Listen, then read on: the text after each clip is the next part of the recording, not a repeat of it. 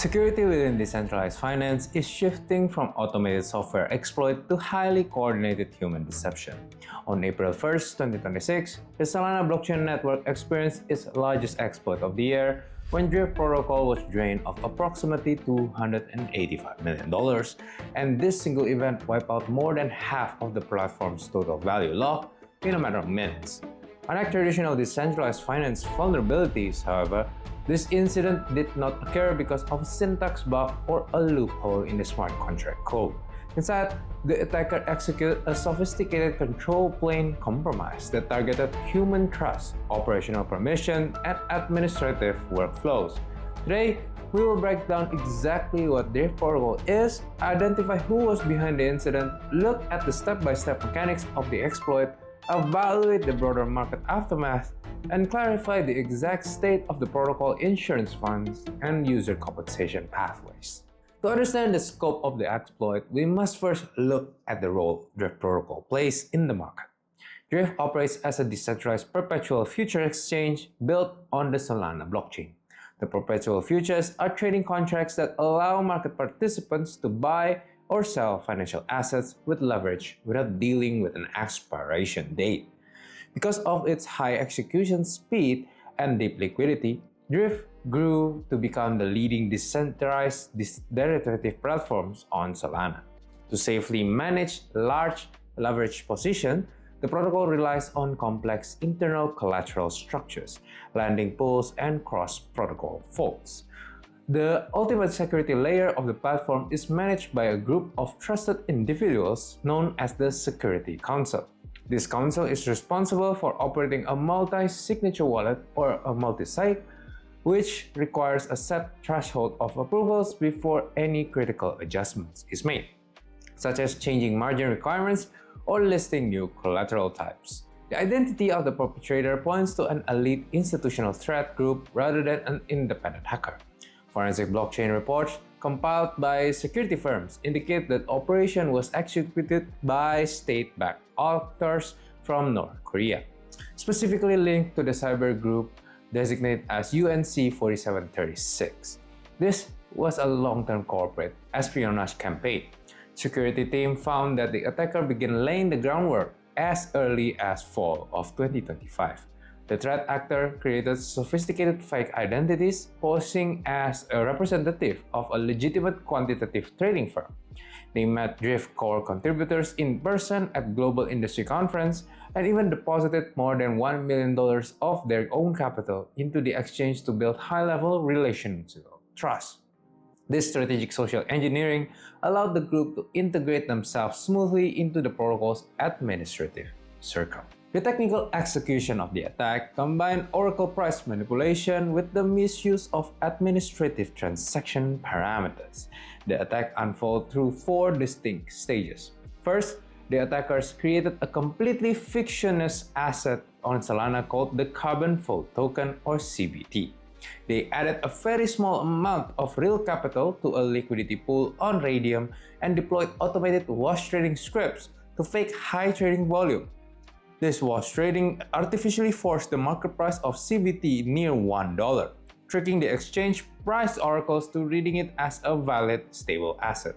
Second, the attacker manipulated a native Solana feature known as durable nonces. This feature allows transactions to be prepared, signed by a multi-sig member, and held indefinitely to be broadcast anytime in the future.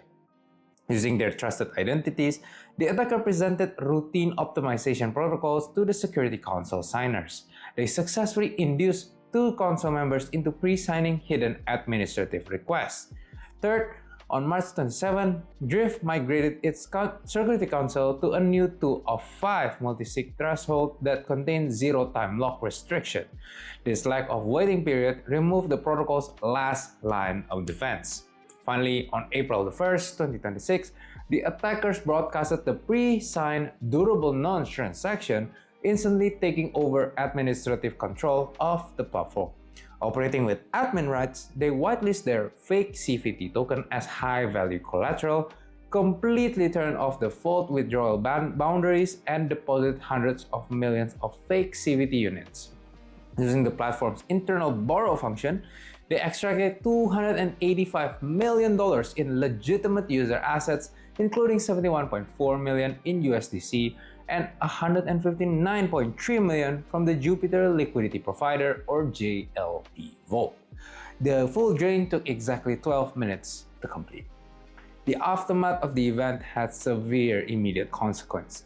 To prevent the loss of remaining reserve, the Drift team quickly implemented a complete network pause, freezing all active trading, deposits, and account withdrawals.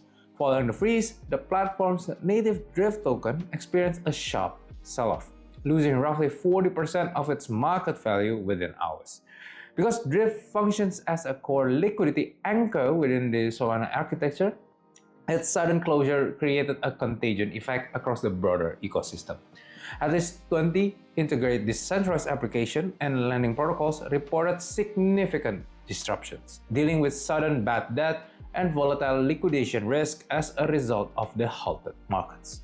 Meanwhile, the stolen capital was rapidly bridged over to the Ethereum network and swapped entirely into native Ether to prevent stablecoin issuers from freezing the funds on-chain. For affected users, the primary question are whether their funds will be made whole, and what happened to the platform's native insurance fund. First, regarding the insurance fund, in an official status update published on May 20, 2026, the Drift team clarified that users' stake assets inside the insurance fund remains completely safe and unaffected. This safety is due to the fact that developers froze the system before the exploit's bad debt could enter the standard liquidation accounting pipelines.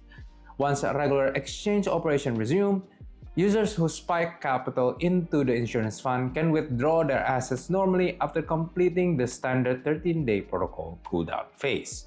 Second, are user funds able to be returned whole? A full recovery will take time, but a formal pathway has been established.